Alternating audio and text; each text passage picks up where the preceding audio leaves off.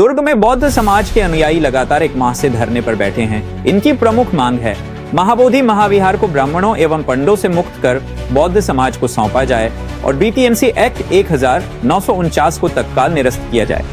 एक महीने के शांतिपूर्ण आंदोलन के बाद आज चौथी बार कलेक्ट्रेट घेराव कर राष्ट्रपति के नाम ज्ञापन सौंपा गया। अनुयायियों का कहना है अगर मांगे नहीं मानी गई तो आने वाले समय में आंदोलन उग्र रूप ले सकता है। यूनाइटेड न्यूज ऑफ एशिया के लिए दुर्ग से रोहितास सिंह भोवाल की रिपोर्ट। प्रदर्शन आप लोग कर रहे हैं बीटीएमसी एक्ट, वो क्या है जरा सरल भाषा में समझाएं, जिसको आप लोग निरस्त करने की मांग कर रहे हैं। एक्चुअली बीटीएमसी एक्ट बौद्ध टेम्पल मैनेजमेंट कमेटी एक्ट 1949 जो कि काला कानून है। साथियों मेरे बात पर आप ध्यान दीजिएगा, मैं काला कानून इसलिए कह रहा हूँ कि बीटीएमसी एक्ट 1949 में 4 बौद्धिस्ट, 4 गैर बौद्धिस्ट और एक जो है वहाँ का डीएम होगा, मतलब कलेक्टर होगा, ठीक है। इतिहास है संविधान लगने के बाद में वहाँ पर बिहार में एक भी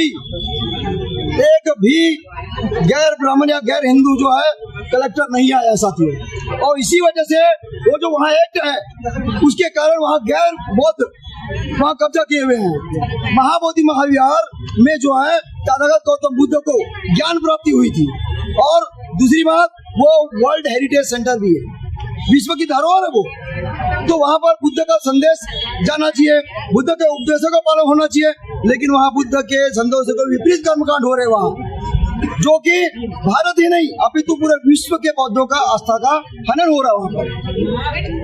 यहाँ के जो शासक है सम्मानीय प्रधानमंत्री महोदय नरेंद्र मोदी जी, जब वो विश्व में जाते हैं तो तथागत गौतम बुद्ध की प्रतिमा लेके जाते हैं और भेंट देते हैं कि हम बुद्ध की धरती से आए हैं, भारत ने विश्व को बुद्ध दिया है, लेकिन यहाँ आते ही जो है वो अपनी बात भूल जाते हैं और भारत में हमें बुद्ध को खोजना पड़ रहा है। मेरी आपके माध्यम से यह भारत सरकार को गर्वत अपील है, महामहिम राष्ट्रपति महोदय को मेरी गर्वत अपील है, सुप्रीम कोर्ट को मेरी अपील है कि बौद्धों के साथ न्याय करे।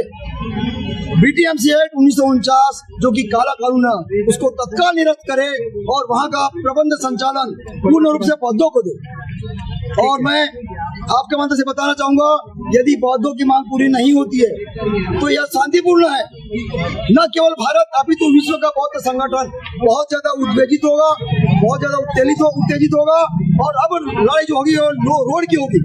और इस बीच किसी प्रकार की अप्रिय घटना यदि घटती है तो उसका पूर्ण जिम्मेदार भारत सरकार होगा, बिहार सरकार होगी। बीटी एक्ट 1949 पूरी तरह से निरस्त हो, रद्द हो, जो कि पहले से ही रद्द है। दूसरा, महाबोधि महाविहार जो है पूरी तरह से गैर बौद्धों से मुक्त हो। ये 2 मांगों को लेकर के हम अभी यहाँ आए हैं। जैसा कि तय था कि 1 महीने का धरना प्रदर्शन करेंगे, तो ये आज 31 को हमारा धरना प्रदर्शन जो है पूरा माह का हो गया है, लेकिन धरना प्रदर्शन जो तय था वो हुआ है, हमारा आंदोलन समापन नहीं है। हमारा आंदोलन जो है और ज़्यादा तेज गति से आगे चलेगा। ये केवल 31 तारीख जो तय थी उस अनुसार हमने आज जो है ये रैली निकाली है। बाकी 10 तारीख को हमारी मसाल रैली होने जा रही है, और ये आंदोलन जो है हम कभी 3 तारीख को, कभी 6 तारीख को, ऐसे 1-2 दिन के आड़ में हम रोड पर उतरते रहेंगे बौद्ध, और अपनी मांग जो है रखते रहेंगे और शासन प्रशासन को हम अवगत कराते रहेंगे। कोर्ट से क्या आदेश आया? 5 तारीख को सुनवाई होने वाली है। जी, उसी को मैं बोल रही हूँ कि 5 तारीख को जो सुनवाई होने वाली है, सुप्रीम कोर्ट से ये तारीख मिली है हमको हियरिंग की, तो हमें पूरी आशा है कि और विश्वास है कि सुप्रीम कोर्ट से हमको न्याय मिलेगा, बौद्धों को न्याय मिलेगा, और महाबोधि महाविहार पूरी तरह से ब्राह्मणवाद से, गैर बौद्धों से मुक्त किया जाएगा।